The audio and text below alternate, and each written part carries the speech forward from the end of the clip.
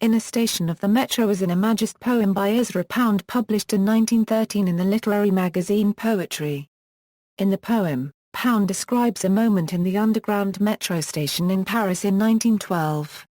Pound suggested that the faces of the individuals in the metro were best put into a poem not with a description but with an equation.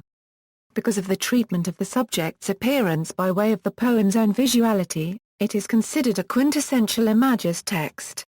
The poem was reprinted in Pound's collection Lustra in 1917, and again in the 1926 anthology Personae, the collected poems of Ezra Pound, which compiled his early pre-Hugh Selwyn Mauberley works. The poem.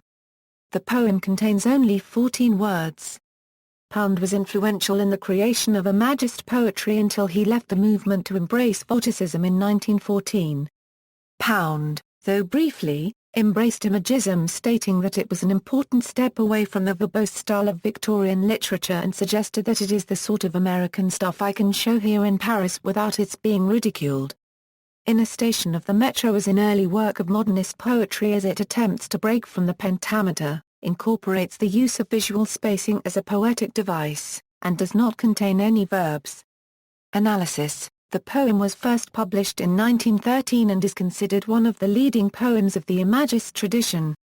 Pound's process of deletion from 30 lines to only 14 words typifies Imagism's focus on economy of language, precision of imagery and experimenting with non-traditional verse forms. The poem is Pound unregistered trademark written equivalent for the moment of revelation and intense emotion he felt at the Metro at La Concorde, Paris. The poem is essentially a set of images that have unexpected likeness and convey the rare emotion that Pound was experiencing at that time. Arguably the heart of the poem is not the first line, nor the second, but the mental process that links the two together. In a poem of this sort, as Pound explained, one is trying to record the precise instant when a thing outward and objective transforms itself, or darts into a thing inward and subjective. By linking human faces, a synecdoche for people themselves, with petals on a damp bough, the poet calls attention to both the elegance and beauty of human life, as well as its transience. A dark, wet bough implies that it has just rained, and the petals stuck to the bough were shortly before attached to flowers from the tree. They may still be living, but they will not be for long. In this way, Pound calls attention to human mortality as a whole. We are all dying. The word apparition is considered crucial as it implies both presence and absence and thus transience as mentioned previously. It gives human life a spiritual, mystical significance, but one that we can never be sure of. The plosive word petals conjures ideas of delicate, feminine beauty which contrasts with the bleakness of the wet, black bough. What the poem signifies is questionable. Many critics argue that it deliberately transcends traditional form and therefore its meaning is solely found in its technique as opposed to in its content. Additionally, some have interpreted the poem to be a memento mori.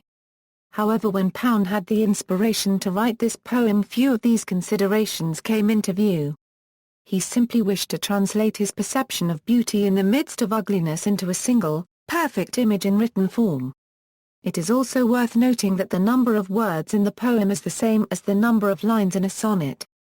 The words are distributed with 8 in the first line and 6 in the second, mirroring the octet-sestet form of the Italian sonnet. Like other modernist artists of the period, Pound found inspiration in Japanese art, but the tendency was to remake and to meld cultural styles rather than to copy directly or slavishly. He may have been inspired by a Suzuki Harunobu print he almost certainly saw in the British Library, and probably attempted to write haiku-like verse during this period. References. Sources: Ezra Pound, Vorticism, in the Fortnightly Review, September 1, 1914, The Cat Empire, The Crowd, NOV Dec, 2004. External links: Modern American Poetry, University of Illinois.